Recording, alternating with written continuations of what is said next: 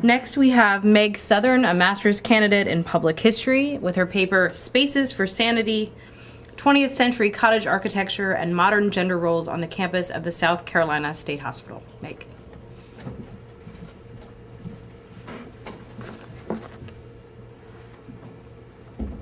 The staff of the South Carolina State Hospital occupied a liminal space between the realms of insanity, defined by the built environment of the hospital, and the sane realm of outside Columbia.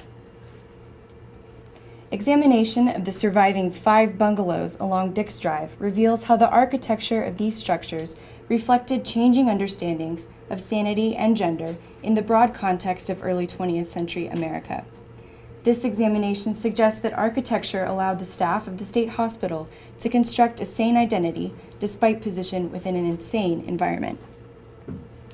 The Dix Drive cottages featured the overhanging eaves, wide porches, and gabled roofs characteristic of the craftsman bungalow style, overwhelmingly popular throughout the United States from 1890 to 1920.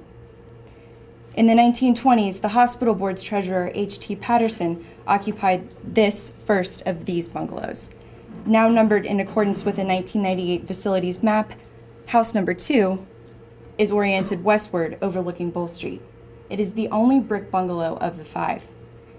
House number 2 features the battered piers that became a hallmark of the bungalow style. The 4 other extant bungalows represent a later and local adaptation to a nationally popular form. Columbia architects Lafay, Fair, Lafay, and Associates designed much of the Bull Street plant from the beginning of its history, and they drew up plans for these bungalows in the early 1950s. The hospital accepted S&M contractors' bid for their construction in 1953. All 5 of these planned physicians' residences were completed within a year's time. All 5 were occupied by December of that year. The 5th bungalow does not survive. In spite of the fact that the craftsman bungalow style had reached the height of its popularity nearly 40 years earlier, the architects still chose the bungalow style for these cottages. Lafay and Associates, most likely at the behest of the hospital board, consciously designed in this style not only for practical reasons, but for highly symbolic reasons as well. The 1950s were an era of social paranoia, even beyond the walls of the state hospital. Moves for deinstitutionalizing mental treatment began in the United States as early as the post-World War II era. Favoring outpatient care for most mental illnesses, deinstitutionalization left only the chronically psychotic in the traditional mental treatment facilities like the South Carolina State Hospital. This instigated a return to the traditional custodial function of 19th century asylums, in which patients were cared for rather than cured. Thus, the Dix Drive bungalows were constructed at a moment when sane residents on the campus were eager to draw distinction between themselves and their patients. Physicians sought a means to conform to the image of the 1950s middle class. Bungalow architecture provided this means. It referenced the stability of the earliest decades of the 20th century, when the style first became popular, conformed to the precedent already set for staff residents on the campus, and matched the architecture of surrounding Columbia neighborhoods. Standing on Dix Drive, viewing the cottage's facades, one might easily forget their location on the campus of a mental hospital, instead mistaking the cottages for houses just across Bull Street. Bungalow architecture overcame the physical separation imposed by the western campus wall and the ominous gaze of the Babcock and Mills buildings.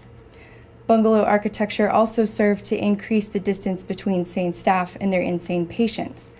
Prior to the construction of the Dix Drive bungalows, hospital staff was frequently housed in close proximity to patient wards. Such was the case in the Babcock building, which offered hospital staff only meager separation from their patients. Built in accordance with the nationally dominant Kirkbride plan, the 19th century Babcock building's center main included offices and apartments for physicians, nurses, and administrators on the second story of the central part of the building. The first floor contained rooms for visitors and to greet patients. The center main's position between wings of patient wards diminished the distance between physicians' workspace and home place. This violated a central tenet of early thought about mental illness treatment, that environment heavily influenced behavior. As my classmate Hillary Hudson has already noted, this theory of environmental determinism gave rise to the pleasure gardens and natural elements of mental treatment landscapes. but it also had implications for sane persons. Environment was equally influential on the daily lives of the hospital staff. Currier and Ives captured this sentiment in their 19th century painting, The Fruits of Temperance, seen here. Home was sanctuary and respite from the pressures of the workplace. Understanding contemporary ideas about insanity reveals the importance of the physical separation created by purpose-built architecture on sites of asylum. 19th century Americans recognized a form of insanity particular to healthcare professionals who regularly interacted with the insane. Neurasthenia was said to afflict physicians, nurses, and attendants involved in mental health treatment, manifesting as deep depression and intellectual atrophy. Though the threat of neurasthenia was seen to ennoble mental health treatment professionals, its only effective treatment held undesirable stigma. Contemporary society viewed the total rest, relaxation, and reclusion recovery neurasthenia required as feminizing to its victims. Fear of contracting neurasthenia reveals contemporary belief that insanity was contagious, that separation and distance from it was the only form of prevention, and that gender and insanity were connected. The division of space required by this conceptualization necessitated greater distance between the hospital staff and their patients than the Babcock building afforded them. The cottage movement that swept the mental health treatment landscape in the late 19th century answered this need. Large cottages were constructed to house patients in smaller groups. Separate cottages were also constructed to house the hospital's upper-level staff, including physicians. The cottage plan drew patients and staff out of the large congregate hospitals inspired by the Kirkbride plan. The cottage plan created distance between patients and staff. Attendants continued to reside in close proximity to patients, but hospital administrators and physicians enjoyed relative distance from their works. In the early 20th century, the South Carolina State Hospital campus developed 3 cottages for the residence of its superintendent, treasurer, and white female patients. All 3 occupied the space immediately adjacent to what would become Dick's Drive. Removing 2 of the asylum's highest staff to private cottages only began the process of separating sane from insane space, a problem that would plague the hospital board for another 30 years. Lafay and Lafay perennially voiced their concern in their annual reports. The architects regularly bemoaned the dismal living situation of the nurses, many of whom continued to reside on the wards among their patients. Additional strides were made to separate spaces for insanity and sanity with the removal of the white patients from Dick's Cottage, seen here. The building's renovations provided accommodation for hospital attendants. It was during this period of the early 20th century that the hospital board made its first attempts to mitigate female power. Women played non-traditional roles in the treatment of mental health, contradicting broader societal practices and destabilizing the treatments administrators and physicians designed to rehabilitate patients. Reformer Dorothea Dix set the national precedent for female involvement in mental health treatment. Her site visits and thorough reports of conditions within mental hospitals inspired dramatic reform across the country. Setting local precedent, Eleanor B. Saunders became assistant physician to South Carolina State Hospital's Dr. Babcock in 1907. She implemented progressive practices in scientific experimentation and patient treatment, including front-running work on the treatment of syphilis. Many of the other hospital staff saw Dr. Saunders as a threat to the authority of her male superiors. Disgruntled employees voiced their trepidation in reports to the state legislature, which called Dr. Saunders to the State House for investigation. They sought to scandalize her, speculating about her relationship with another physician, Dr. Cooper, and questioning her status as a single woman. Dr. Saunders resigned as a result of this investigation, but her legacy carried on in the tireless work of other progressive women. As has been noted earlier, women composed the greater part of hospital staff, dominating the nursing corps and eventually joining the ranks of administration in the 1930s. The hospital continued to employ female physicians throughout the 20th century, but their positions of authority posed a threat to the social stability of the hospital. Annual reports of the hospital board from the early 20th century indicate that architects Lafay and Lafay continued to renovate existing structures to accommodate hospital staff. Floors of the cottages and of the Mills and Babcock buildings were appropriated for this use, though Lafay and Lafay continued to advocate for additional adequate space. Even when the hospital suffered a crisis in personnel during the World Wars, the architects continued to prioritize additional staff residential space. The war years highlighted the importance of gender in the social relations of hospital staff. In its annual reports of the 1920s, the hospital board noted the near total replacement of lower-level staff of female attendants by female attendants and nurses. They also noted this change in the annual reports of the late 1940s and early 1950s. The nursing school in particular saw an influx of female students as a result of the wartime efflux of young men. Throughout the early decades of the 20th century, Lafay and Lafay's calls for additional housing were answered through the construction of several cottages, first for the farmer and dairymen employed on the hospital-run farmland, and later for the electrician and physicians.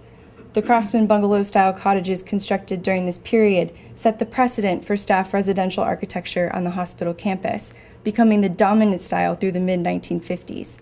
This undated early 20th century draft of a Sanborn fire insurance map reveals that the campus landscape once boasted at least 13 such structures, 6 to the west of Babcock in the area now lining Dix Drive, a few others to their north, and 6 to the east and rear of the Babcock building. Contemporary, mostly male, observers extolled the bungalow style's egalitarian characteristics as early as the 1890s and as late as the 1950s. Proponents held that the bungalow floor plan was effectively the domestic style of the middle class. An indoor kitchen, rather than a detached structure, negated the need for servants. Short hallways allowed for easier movement throughout the house. Built-in cabinets allowed for frugality and decorative furniture. These qualities were evaluated in gendered terms. Middle-class women supposedly liked the bungalow style because it allowed them to execute housework more efficiently. Middle-class men liked it because it was reminiscent of the hunting lodges and fishing houses that facilitated masculine pursuits while simultaneously minimizing their wives' spending on household goods. As historian Cheryl Roberts has argued, the central elements of bungalow architecture, these being interpenetrating spaces and multipurpose rooms, reinforced a home life wherein women assumed the roles of the domestic servants the style's floor plan had made obsolete. 1950s beliefs about the fragile divide between sanity and insanity reflected anxiety about women's changing roles. Feminizing cures for neurasthenia may have threatened physicians' masculinity in the late 19th and early 20th centuries, but schizophrenia offered a new, although still gendered, threat to male physicians of the 1950s. During this era, schizophrenia was believed to originate in the home and family rather than in the brain. A disorderly and chaotic home environment filled with family tension was thought to incite the debilitating disease, particularly among men of high intellect, such as psychologists and doctors. Physicians, and the hospital board at large, had great incentive to maintain order in the domestic environment. Maintaining traditional gender roles was an essential element of this strategy, and hospital administration sought to achieve it in both patient and staff populations. Patient therapy featured gender-specific tasks, seen in these photos at the South Carolina Department of Health in the 1960s brochure. Campus housing in the newly constructed bungalows was only made available to married physicians and their families. In this atmosphere of uncertainty, the bungalow was not merely a convenient form, but was consciously selected for its referential qualities. It served multiple purposes. It provided physician families grappling with the uncertain nature of their place between realms of sanity and insanity with the stability of a readily recognizable, popular, durable form of architecture that maintained comfortable and traditional gender roles. Architecture provided physicians and their families the comfort of conformity, literally constructing a sane identity. As has been noted by other student researchers in my class, we should be careful to consider intentionality before we demonize the staff of mental hospitals. Though the history of staff residence on the campus of the South Carolina State Hospital suggests administrative desire to separate sane space from insane space, it does not necessarily suggest increased animosity towards patients. Rather, hospital staff and administrators sought to create an environment conducive to the health of all, patients and staff. The position of the Dix Drive bungalows proved as precarious as that of their occupants. Residential architecture reflects physicians' and administrators' desires for identification within the sane community of Columbia. Torn between their social and professional obligations, these steadfast staff negotiated their unique positions in creating spaces for sanity. In the wake of deinstitutionalization, much of the Bull Street campus has been deserted. The Dix Drive houses are among those hollow buildings whose presence recalls earlier eras of usefulness. But in other areas of the world, bungalows remained essential elements in the treatment of mental health. Now in nature reserve St. Woolstan's in England, served as a psychiatric hospital in the mid to late 20th century. Bungalows housed at St. Wolstan's included physicians and nurses during this time. The United Kingdom's John Monroe Hospital Group currently employs bungalows as group homes for mental patients. Capital Health in the Halifax area of Nova Scotia has planned the construction of 6 such structures for similar use. Within the United States, Salt Lake City, Utah's aptly named Bungalow Care Center offers mental health treatment exclusively within recently constructed bungalows. Should they be considered for preservation, the Dix Drive houses offer the opportunity for similar future use. Whatever their fate, the extant bungalows of Dix Drive speak to the long and tumultuous history of conceptualizing sanity and insanity in the United States. Their survival reveals the power of architecture as a means of maintaining and communicating societal norms. The history of Dix Drive demonstrates the reflexive, transformational relationship between ideas and the built environment. As spaces for sanity, the Dix Drive bungalows illustrate the tenuous divide between sanity and insanity, a division still resonant in contemporary culture.